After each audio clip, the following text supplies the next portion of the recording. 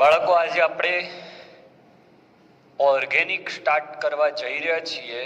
મેં ઓલરેડી તમને hello alkane, hello arene અને એમાઇન સંયોજનો કરાવી ચૂક્યો છું. હવે આપણે ઓર્ગેનિકની સિરીઝ ચાલુ કરવા જઈ રહ્યા છીએ. એમાં ટોપિક વાઇઝ આપણે આગળ વધીશું. તો ઓર્ગેનિકનો સૌથી અગત્યનો શબ્દ એરોમેટિકતા પર આપણે જઈશું. કેટલું મહત્વ છે એરોમેટિકતાનું એની પણ આપણે ચર્ચા કરીશું. સૌથી પહેલા એરોમેટિકતા કોન્સેપ્ટ સાથે 3 શબ્દો જોડાયેલા છે કે કોઈ સંયોજન એરોમેટિક છે કે નહીં. બીજા નંબરે આવે છે બીજો શબ્દ એન્ટી એરોમેટિક છે, એટલે એરોમેટિક નથી. ઓકે, અને ત્રીજો શબ્દ આવે છે એ છે નોન એરોમેટિક. ઓકે, 3 શબ્દો આ કોન્સેપ્ટમાં આવે છે. તો હું તમને ત્રણેયની શરત શીખવાડું શોર્ટમાં. મારા લેક્ચર શોર્ટ, સ્વીટ એન્ડ પરીક્ષાલક્ષી હશે. ઘણી બધી વાતો ડિટેલમાં થાય એવી હોય, પણ પરીક્ષાલક્ષી વાતો આપણે કરવા જઈ રહ્યા છીએ. તો એરોમેટિક કોને કહેવાય ત્યાંથી આપણે શરતો સ્ટાર્ટ કરું છું. તો એરોમેટિકની શરત, જે પણ અણુ તમે ચેક કરતા હોય, શરત નંબર 1, એ અણુ ના બધા જ પરમાણુ, મતલબ કે એ અણુ જે છે એ સમતલીય હોવા જોઈએ. કેવા હોવા જોઈએ? સમતલીય. સમતલીયનો મતલબ થાય એમાં ભાગ લેતા પરમાણુ sp2 પ્લસ વાળા હોવા જોઈએ, અથવા માઇનસ વાળા હોય તો એ બીજા સાથે સંસ્પંદનમાં હોવા જોઈએ. ઓકે, બાજુના ત્રિબંધ સાથે સંસ્પંદનમાં હોવા જોઈએ. હવે શરત નંબર 2 કે બધા પાઈ ઇલેક્ટ્રોન એ બધા જ પરમાણુ પર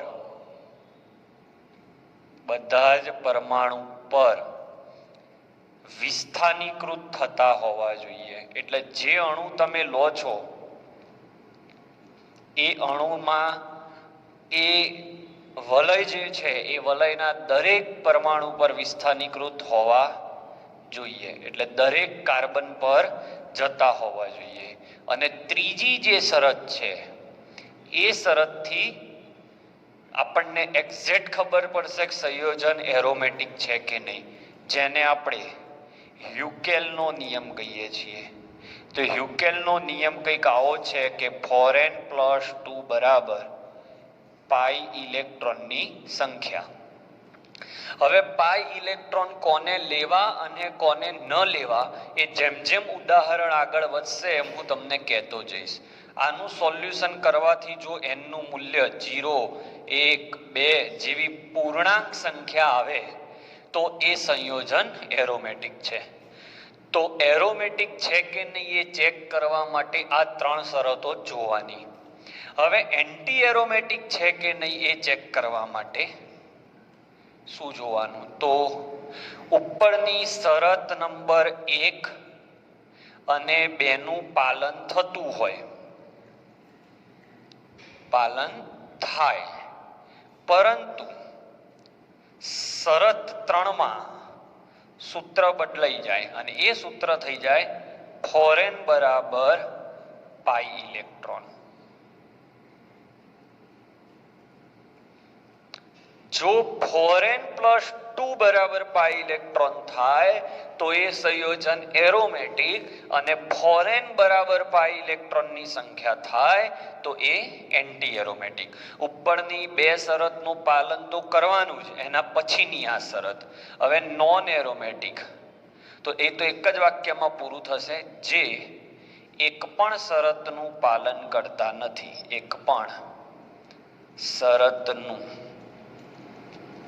પાલન કરતા નથી. ઓકે, તો આ શરતો છે. તમે આનો સ્ક્રીનશોટ લઈ લો. પછી આપણે આની ઉદાહરણો તરફ આગળ વધીએ. 1 મિનિટ જરા એક કોન્સેપ્ટ બીજો છે એ જરા લઈ લઉં કે સાહેબ એરોમેટિકતાનું મહત્વ શું આપણી ઓર્ગેનિકની અંદર. તો હું તમને મહત્વ કહીશ. આના વગર લગભગ ઓર્ગેનિકના 4-5 કોન્સેપ્ટ એવા છે જે મેળ જ નહીં પડે તમારે. મહત્વ નંબર 1, એરોમેટિકતા છે કે નહીં એ જાણી લો તમે તો આ તમને જાણવા મળે કે જે એરોમેટિક સંયોજનો છે એ ખૂબ જ સ્થાયી હોય. તો અણુની સ્થાયીતા સૌથી વધારે તાકાતવર અસર કઈ તો એરોમેટિકતા. ઓકે, ધ્યાનમાં રાખવા જેવી વાત છે. બીજા નંબરે આવે સંસ્પંદન, ત્રીજા નંબરે આવે હાઇપર કોન્જ્યુગેશન અને ચોથા નંબરે આવે આઈ અસર. તો આ એરોમેટિક સંયોજનોની સ્થાયીતા નક્કી કરે. બીજા નંબરે બેઝિકતા પણ નક્કી થાય. બેઝિકતા કોઈ પણ અણુની નક્કી થાય. જેમ કે જો એરોમેટિકતા વધારે હોય અથવા સંયોજન એરોમેટિક હોય તો ઇલેક્ટ્રોન દાન ન કરે, અને ઇલેક્ટ્રોન દાન ન કરે એટલે એની બેઝિકતા ઘટે. આવા ઘણા કોન્સેપ્ટો છે જે એરોમેટિકતા સાથે સંકળાયેલા છે. પણ મુખ્ય 2 વાતો, અણુની સ્થાયીતા નક્કી કરવી અને બેઝિકતા નક્કી કરવા માટે આપણને એરોમેટિકતા બહુ જ કામમાં આવશે. સો સ્ક્રીનશોટ લઈ લો. હવે હું આના MCQ તરફ આગળ વધું છું.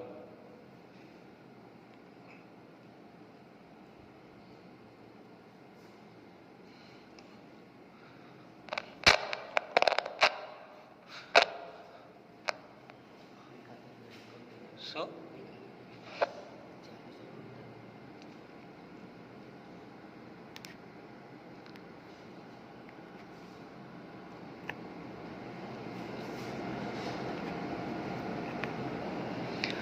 ચલો બાળકો, હવે હું તમને એરોમેટિક, નોન એરોમેટિક અને એન્ટી એરોમેટિક ને ઉદાહરણ સહિત સમજાવું. તો સૌથી પહેલું સ્ટેપ તમારે એ ચેક કરવાનું રહેશે કે આ સમતલીય છે કે નહીં. બરાબર. પછી એના પાઈ ઇલેક્ટ્રોન બધા પરમાણુ પર જાય છે કે નહીં. પછી એ કયા નિયમનું પાલન કરે છે, 4n+2 નું કરે છે કે 4n? તો જુઓ, બધા કાર્બન sp2 છે એટલે સમતલીય છે. દ્વિબંધ એકલબંધ, દ્વિબંધ એકલબંધ, દ્વિબંધ એકલબંધ, એટલે બધા પરમાણુ સંસ્પંદનમાં ભાગ લઈ રહ્યા છે એટલે પાઈ ઇલેક્ટ્રોન બધે જ જઈ રહ્યા છે. 2 શરતનું પાલન થઈ ગયું. હવે હ્યુકેલના નિયમનું પાલન કરાવો તો 4n+2 બરાબર પાઈ ઇલેક્ટ્રોન. તો આના 2 ઇલેક્ટ્રોન, આ 2 અને આ 2, 4 પાઈ ઇલેક્ટ્રોન, સોરી 6 પાઈ ઇલેક્ટ્રોન મતલબ કે જે દ્વિબંધમાં હોય અથવા લોન પેરમાં હોય અથવા જે સંસ્પંદનમાં ભાગ લેતા હોય 6. તો આનો n તમે ગણશો તો 1 આવશે. તો આપેલ સંયોજન એરોમેટિક થયું કહેવાય. આને 3 શરતોનું પાલન કર્યું. ચલો ચેક કરીએ. sp2 sp2 sp2 sp2, કારણ કે બધા કાર્બન sp2 છે તો આ સમતલીય છે. એકલ દ્વિ તો બધે જ પાઈ ઇલેક્ટ્રોન છે. હવે સૂત્ર લગાડીશ તો 4n+2 બરાબર 2 આના ઇલેક્ટ્રોન ને 2 આના, તો 4 થાય. તો એ સૂત્ર નહીં લાગે તો હવે આ સૂત્ર લગાડી જવું. 4n બરાબર આના 2 ઇલેક્ટ્રોન, આના 2 ઇલેક્ટ્રોન એટલે 4, તો n બરાબર 1. તો એને 4n વાળા સૂત્રનું પાલન કર્યું. તો જે 4n વાળા સૂત્રનું પાલન કરે એ એન્ટી એરોમેટિક. ઓકે, આ રીતે શોધવાનું છે. ચલો આમાં જુઓ, કાર્બોકેટાયન એટલે sp2, દ્વિબંધ sp2 sp2 એટલે સમતલીય છે. વીજભાર એકલ ડબલ, ડબલ એકલ વીજભાર, આવું કંઈ પણ બોલવાનું, બોલો એટલે ખબર પડી જાય કે સંસ્પંદન છે કે નહીં. તો છે. વચ્ચે એકલ બંધ આવે, બાકી પહેલું છેલ્લું વીજભારિત અથવા દ્વિબંધ હોય તો એ સંસ્પંદનમાં છે. સૂત્ર લગાડો તો 4n+2 બરાબર પાઈ ઇલેક્ટ્રોનની સંખ્યા, તો આના 2 ઇલેક્ટ્રોન આવે એટલે n બરાબર 0. તો આ પણ તમારું સંયોજન બની ગયું એરોમેટિક.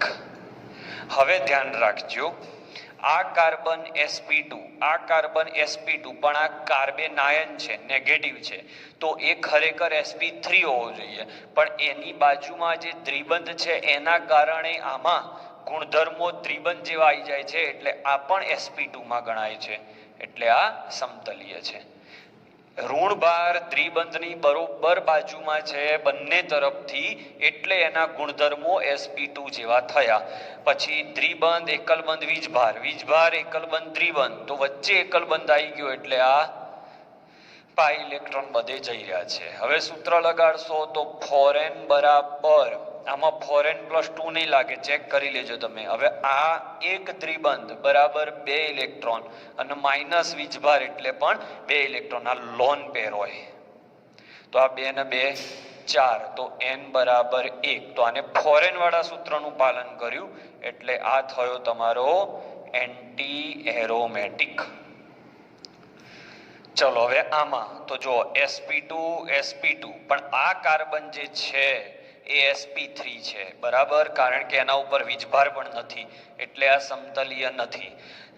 વીજભાર એકલબંધ દ્વિબંધ એકલબંધ, તો 2 એકલબંધ સળંગાઈ ગયા, તો આના પાઈ ઇલેક્ટ્રોન બધા પરમાણુ પર જતા નથી. સમજો, દ્વિબંધ એકલબંધ વીજભાર, દ્વિબંધ એકલબંધ દ્વિબંધ એકલબંધ વીજભાર, દ્વિબંધ એકલબંધ અબંધકારક, આવું હોય તો જ સંસ્પંદન થાય, ના હોય તો સંસ્પંદન ના થાય. એટલે આ બંને શરતનું પાલન નથી કરતા, એટલે એક પણ શરતનું પાલન ન કરતા હોય એને નોન એરોમેટિક કહેવાય.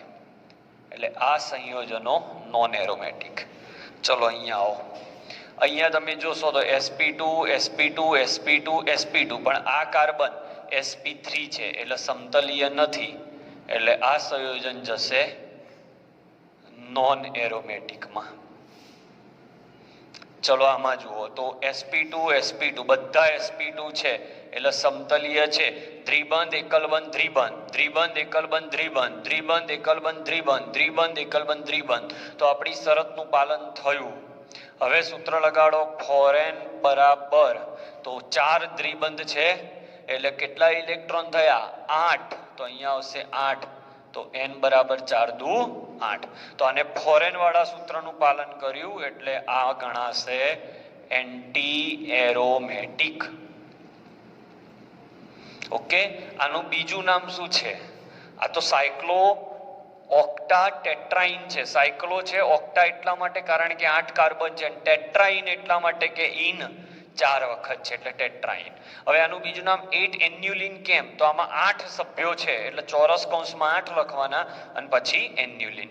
એ રીતે આનું જો આનું નામ શું થશે તો 1 2 3 4 5 6 7 8 9 10 11 12 13 14, બરાબર, એટલે 14 સમૂહ થયા, સોરી કાર્બન. 1 2 3 4 5 6 7 8 9 10 11 12 13 અને 14, તો આનું નામ થશે 14 એન્યુલિન. ઓકે, આ રીતે એનું નામ થાય. ચલો આમાં બધા જ દ્વિબંધ છે તો છે દ્વિબંધ એકલબંધ દ્વિબંધની શરતનું પણ પાલન થાય છે. ફોરેન +2 બરાબર કેટલા દ્વિબંધ છે ગણો, 1 2 3 4 5 6 7, એટલે 7 દુ ને 14. ઓકે, તો 14 માંથી 2 ગયા 12, 12 ભાગ્યા 4 એટલે 3. તો આ એરોમેટિક હોવું જોઈએ,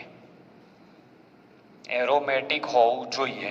પરંતુ મોસ્ટ આઈએમપી પ્રશ્ન, પરંતુ પોઈન્ટ એવો છે કે આ હાઇડ્રોજન અને આ હાઇડ્રોજન, આ હાઇડ્રોજન અને આ હાઇડ્રોજન એકબીજાની નજીક છે.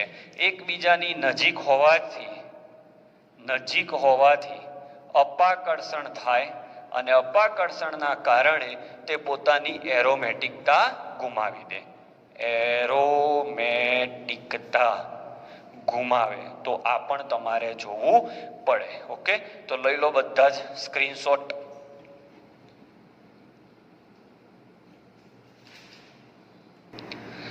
હવે બાળકો કેટલાક એડવાન્સ લેવલના પ્રશ્નો એરોમેટિકતામાં sp2 વીજભાર અને દ્વિબંધ એટલે આ સમતલીય છે. વીજભાર એકલબંધ વીજભાર, વીજભાર એકલબંધ દ્વિબંધ, દ્વિબંધ એકલબંધ વીજભાર એટલે સંસ્પંદન પણ છે. અને સૂત્ર આવશે ફોરેન પ્લસ 2 બરાબર ઇલેક્ટ્રોનની સંખ્યા. તો આના 2, આ 2 4 અને આ 2 6 એટલે n બરાબર 6 માઇનસ 2 4, 4 ભાગ્યા 1. તો આને ફોરેન પ્લસ 2 સૂત્રનું પાલન કર્યું એટલે આ એરોમેટિક કહેવાય. આની અંદર આવીએ તો દ્વિબંધ એકલ દ્વિ, દ્વિ એકલ દ્વિ, દ્વિ એકલ દ્વિ, દ્વિ એકલ દ્વિ એટલે બધું જ આમાં પહેલી 2 શરતનું પાલન થયું. હવે સૂત્ર આમાં લાગે ફોરેન પ્લસ 2 જો તમે લગાડો. હવે આમાં શું ભૂલ થશે તમારાથી એ ચેક કરતા શીખવાડ્યું. પાઈ ઇલેક્ટ્રોન આના તમે કેવી રીતે ગણશો? આમાં તમારે ભૂલ થશે. તો પાઈ ઇલેક્ટ્રોન ગણવામાં શું ભૂલ થશે એ સમજાવું. સમજો કે તમે આ સૂત્ર લગાડ્યું ફોરેન પ્લસ 2. હવે તમે શું વિચારો કે આ પાઈબંધ 1 2 3 અને અહીંયા એક પાઈબંધ છે. તો તમે અહીંયા 4 પાઈબંધ સમજો એટલે તમે અહીંયા 8 લખી દો.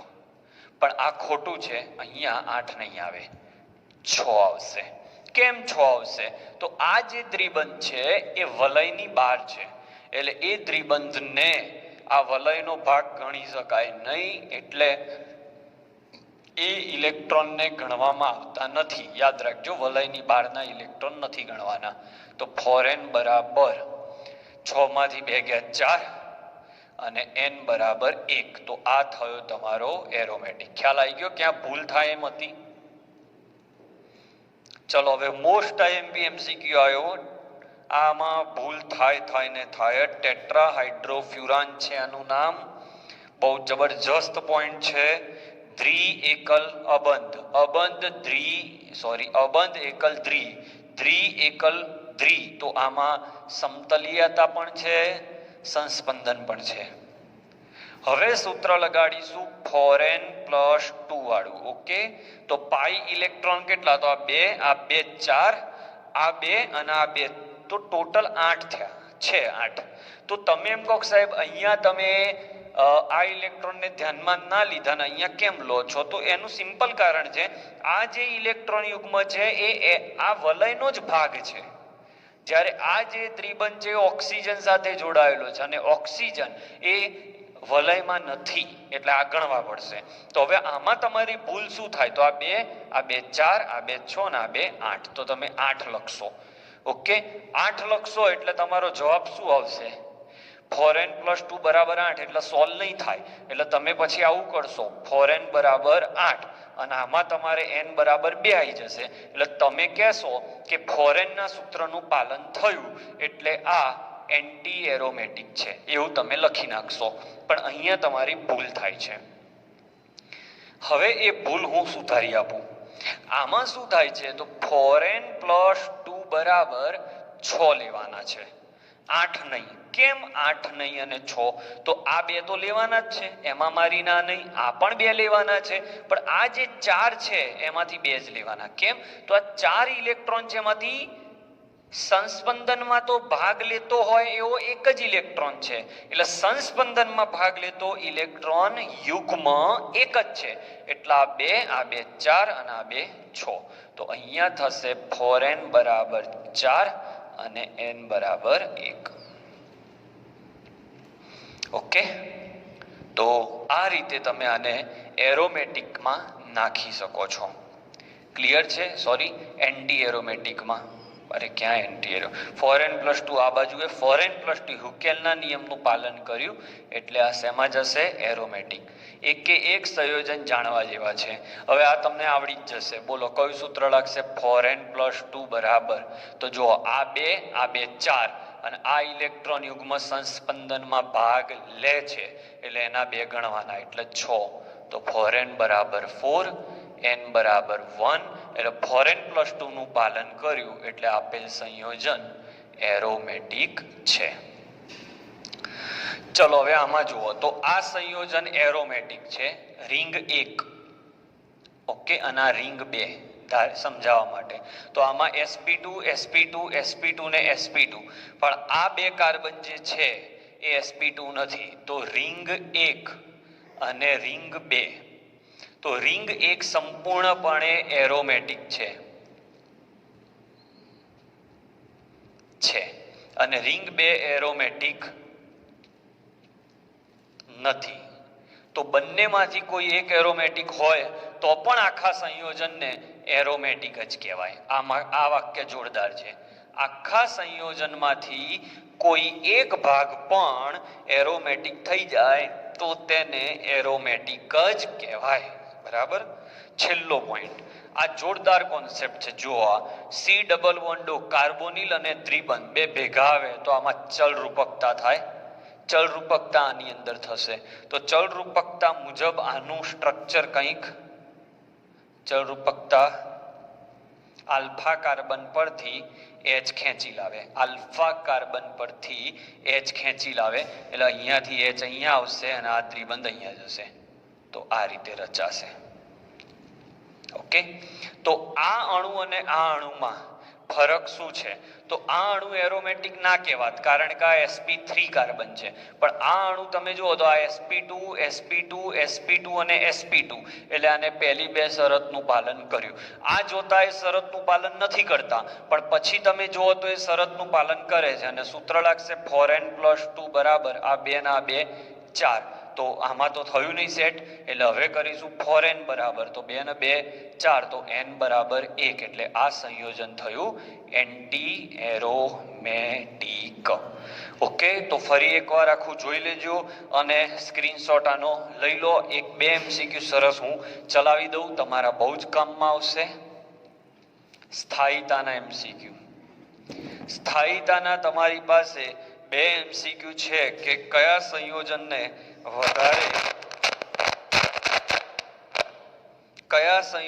વધારે સ્થાયી ગણવો?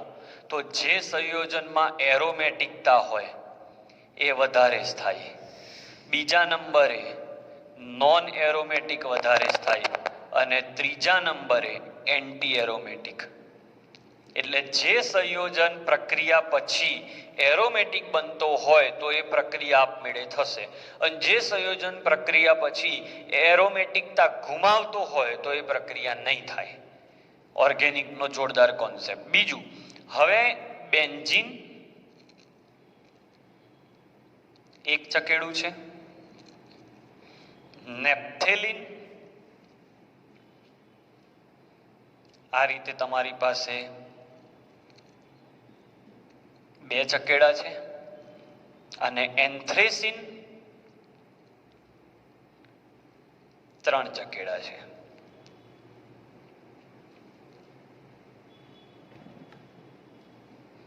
ઓકે. અને ત્રણે એરોમેટિક છે. તો કોણ વધારે સ્થાયી? તો એક વલય વાળો વધારે સ્થાયી, પછી 2 અને પછી 3. એની પાછળનું કારણ એની એક વલય દીઠ હાજર સંસ્પંદન ઉર્જા છે. તો આ સાથે આપણે આજે બહુ જ અગત્યનો કોન્સેપ્ટ એરોમેટિકતા પૂરો કર્યો. સ્ક્રીનશોટ લઈ લેજો અને ચોપડામાં લખી લેજો.